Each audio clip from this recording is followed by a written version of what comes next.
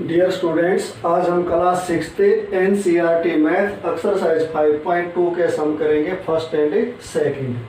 First sum students, what fraction of a revolution clockwise does the hour hand of a clock turns through when it goes from 3 to 9।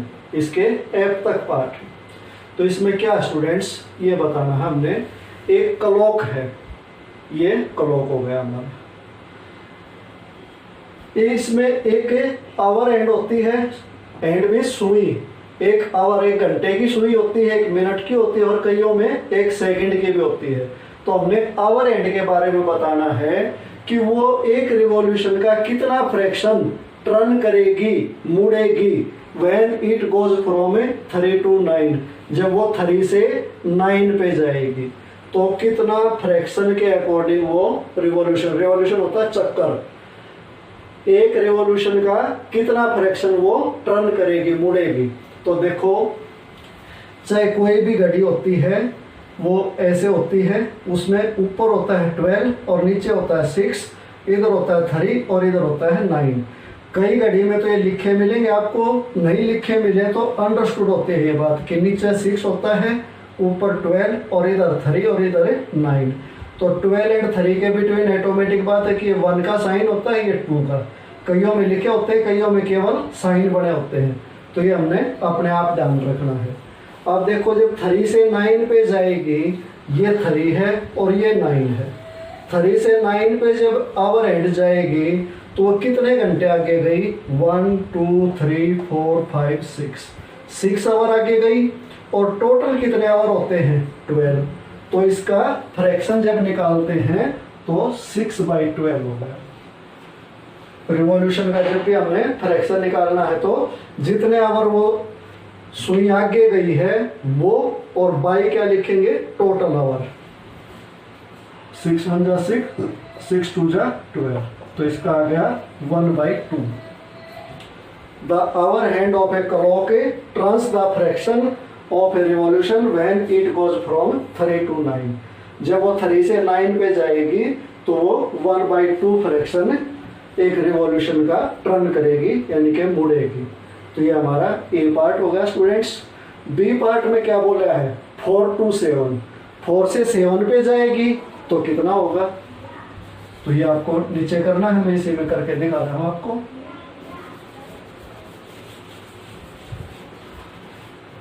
Line सभी में same रहेगी।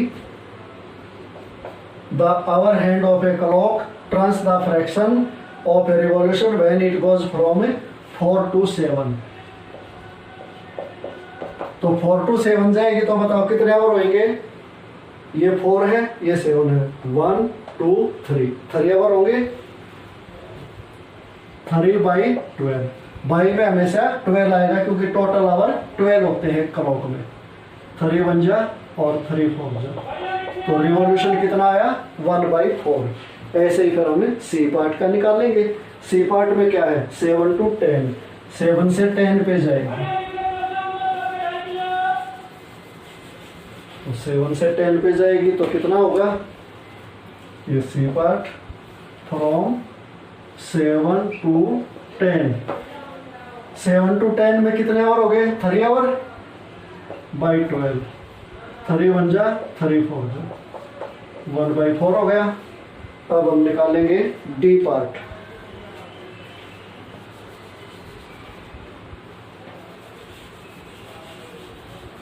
D part में है 12 to 9, 12 से 9 पे जाएगी।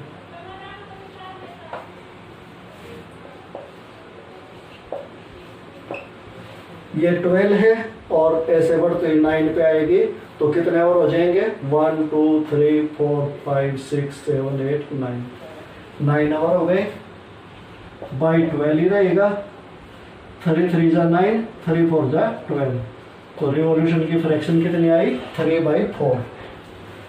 अब ई part.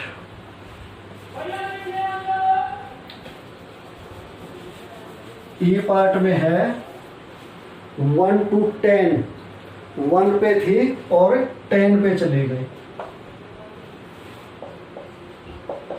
1 to 10 तक जाने में कितने आवर होंगे? 9 आवर। 9/12, 3 जा 9, 3 4 जा 12, तो इसका भी 3/4 रिवॉल्यूशन आया। फिर नेक्स्ट है एफ पार्ट।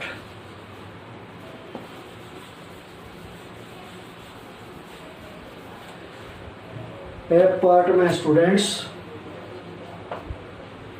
6 to 3, 6 पे है और 3 पे चली गई। देखो ये 6 है और घड़ी की सुई कभी उल्टी नहीं चलती, ऐसे चलेगी। 6 से 7 पे आएगी पहले, तो यहाँ 1 हो गया, 2 3 4 5 6 7 8 9, तो 6 से चल के 3 पे आएगी तो कितने आवर हो गए? 9 आवर। 9/12, 3 जा 9, 3 4 जा 12, इसका भी 3/4 आया। तो स्टूडेंट्स इसमें आप ये के घड़ी के फिगर बना देना और ये पार्ट आपको अलग अलग करने हैं, और ये आपका फर्स्ट सम कंप्लीट हो गया। अब सेकंड सम देखते हैं।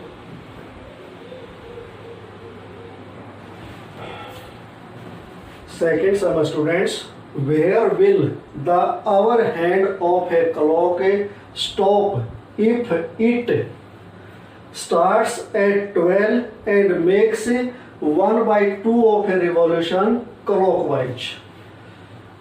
एक घड़ी की आवर हैंड कहाँ रुकेगी यदि वो 12 से स्टार्ट होती है और एक रिवॉल्यूशन का 1/2 ऑफ ए रिवॉल्यूशन वो चलती है क्लॉकवाइज यानी कि सीधी चलती है, तो वो कहाँ जाके रुकेगी? तो इसका ए पार्ट है students, the hour hand of a clock will stop at if it starts at 12 and makes 1/2 of a revolution clockwise equal to 12 plus 1/2 of a 12 hours। जैसे 1/2 रिवॉल्यूशन है तो इसके हमने आवर बनाने हैं। अब इसके आवर कैसे बनेंगे?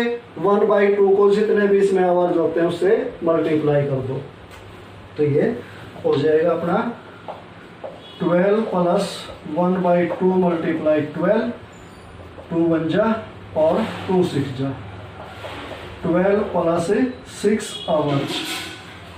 12 में 6 आवर्स ऐड करोगे तो कहाँ रुकेगी बताओ? ये 12 है, इसमें अगर 6 आवर्स ऐड करोगे तो 1 2 3 4 5 6 पे रुकेगी। तो हम क्या लिखेंगे? एट 6, वो 6 पे जाके रुकेगी। अब बी पार्ट में क्या है? Starts at 2 and makes 1/2 of a revolution clockwise. अब भी स्टार्ट कहाँ से होती है? 2 से, और रिवॉल्यूशन कितना बनाती है वो? 1/2 ऑफ ए रिवॉल्यूशन। तो अभी हम बी पार्ट देखते हैं इसका।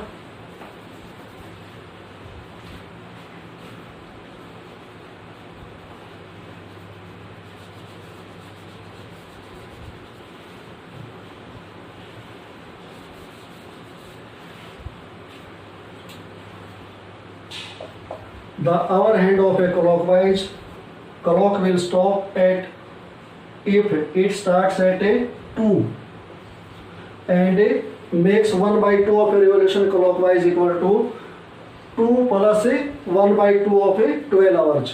स्टार्ट कहाँ से हुई? 2 से, रिवॉल्यूशन कितना है? 1/2, तो 1/2 के आवर बनाएंगे, तो 2 प्लस 1/2 मल्टीप्लाई 12, 2 से इसको कैंसिल किया, 6 आ गया, 2 प्लस 6 आवर्स, तो कितना हो गया? 8 8। ये 2 था, इससे आगे 6 आवर, 1 2 3 4 5 6 आवर कहाँ होंगे? 8 पे जाके होंगे। तो ये अपना बी पार्ट हो गया। सी में है starts at 5 and makes 1/4 of a revolution clockwise. अब 5 से स्टार्ट होना है और रिवॉल्यूशन कितना लेना है? 1/4।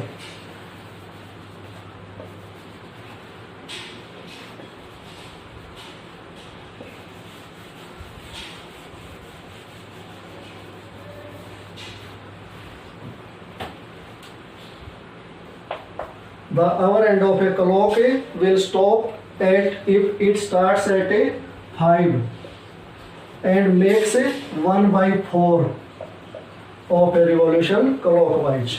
तो अब क्या होगा 5 प्लस 1/4 ऑफ ए 12 आवर्स।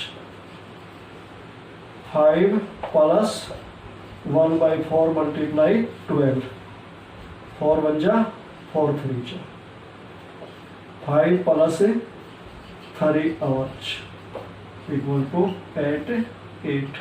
5 में 3 आवर ऐड करेंगे तो कहाँ रुकेगी 8 पे जाकर रुकेगी। ये हो गया सी पार्ट। डी पार्ट है starts at 5 and makes 3/4 of a revolution clockwise. Start अब 5 से होनी है लेकिन रिवॉल्यूशन कितना लेना है 3/4।